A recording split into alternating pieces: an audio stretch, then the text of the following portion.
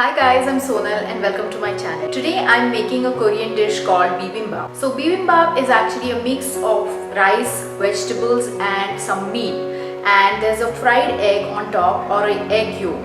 It's one of my favorite Korean dishes. I had it for the first time almost 15 years ago when I was traveling by Korean Air, and I had this dish where there was meat, vegetables, and I was given a small tube in which there was Gochujang, which is a traditional red pepper paste of the Koreans. It's almost like a ketchup which they use all the time in a lot of dishes to flavor it. But for the longest time I could not figure out what it was because everything was written in Korean. I took the tube back home and I kept looking for what it was, and finally I figured out that it was bibimbap.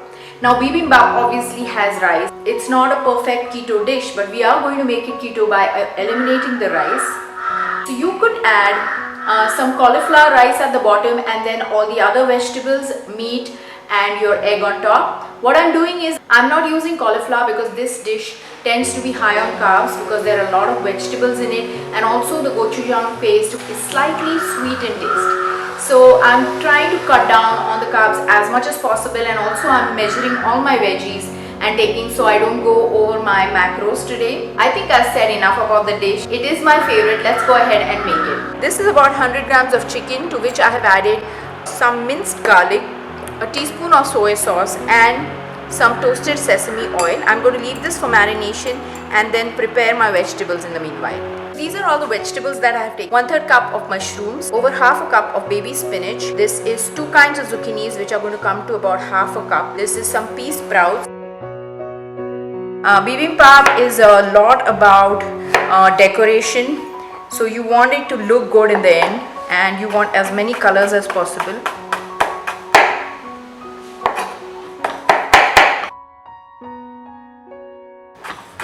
Cut everything fine. I'm going to try to chop my mushrooms all rough. I have a cast iron pan heating here. To this I'm going to add all my vegetables one at a time. So let's go ahead and add the mushroom. You don't want to saute all the vegetables together because then all the taste will be the same. You want to be able to maintain the flavor of each vegetable separately. The mushrooms are lightly sauteed. I'm going to take it out into this pot. So this is a clay pot and I'm going to place all my vegetables in a circular manner. You want to take care of the color, so you don't want two similar vegetables to be right next to each other. Now I'm adding my green zucchini. I'm not adding too much oil while cooking because I'm going to top it all up with a sauce which will have some toasted sesame oil. Now I'm adding my yellow squash, couple of drops of oil. Boom. So you want to lightly just saute this. Now I'm going to quickly saute the spinach.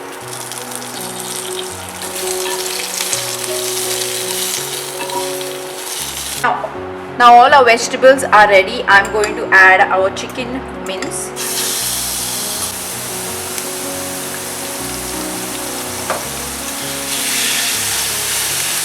It's been a couple of minutes. Chicken is ready. If you like, you can cook it a little longer, but I think I'm happy with how it is now. So let's make the sauce. This is 1 teaspoon of gochujang paste. This is what the box looks like. I can't read it, so I don't know if I'm holding it right, but that's what it looks like. And this is a wonderful sweet chili paste which has been fermented, and you know, so it's high in carbs because I don't want to eat too many carbs. It's a ketogenic recipe. I've taken only 1 teaspoon, but it's such an integral part of this recipe that you can't skip on that. I am adding about 2 teaspoons of toasted sesame oil. I love the smell of this. And about 1 teaspoon of soy sauce. To this I'm also adding 1/8 of a teaspoon of garlic paste, and I'm going to mix all of this together. So our paste is all mixed. To this I'm going to add a pinch of salt because none of our vegetables are salted, so I'm going to add some salt to this, and also some half a teaspoon of toasted sesame seeds, and I'm also going to add a little bit of water so that the sauce mixes well with our ingredients. Is smelling just wonderful. If you don't have the gochujang paste, you want to mimic the flavor, I would probably add some ketchup, some chilies, and a little bit of fish sauce. So I'm using the same pan to fry my egg. It's probably going to stick because the pan is quite sticky, but I'm just in a lazy mood today. I've put my clay pot on the gas and look how cute it looks. Once this is hot, I'm going to add a quail egg. So I'm going to place my chicken egg and the quail egg. Here is my egg, and to this I'm adding my tiny quail egg. I'm not happy with my broken egg yolk, so I'm going to add egg yolk here. The pea sprouts that I had earlier, a little bit of tomatoes here, some toasted sesame seeds, and some of my sauce. Look how beautiful and colorful it looks. So here I am with my bibimbap. So I'm going to mix everything up. I'm adding a little more of my sauce that I made, and the best way to eat it is by mixing everything. So I'm breaking my yolk and mixing all the meat and vegetables together. You can see all the wonderful colors. I am so excited to give it a taste. My first bite.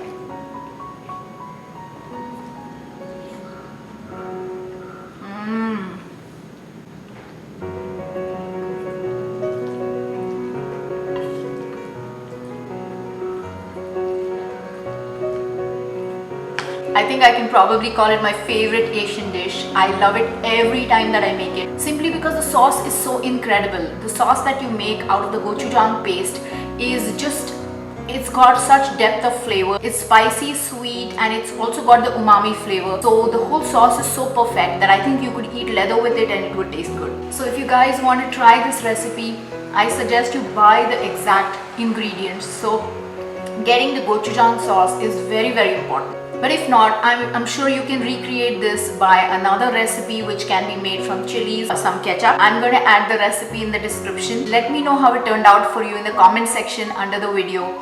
I always have my macros and ingredients in the description, so please check that out and like and subscribe to my channel if you've liked this recipe. Thanks for watching. Bye.